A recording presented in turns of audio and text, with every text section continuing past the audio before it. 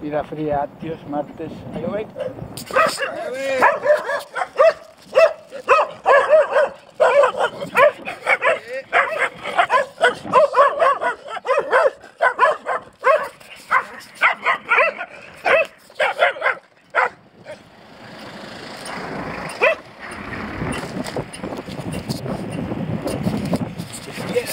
Cago en Dios.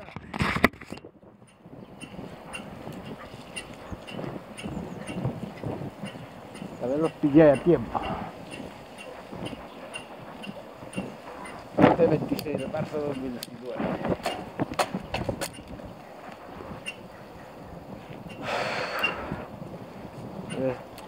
Debemos estar a 20 grados, a 22.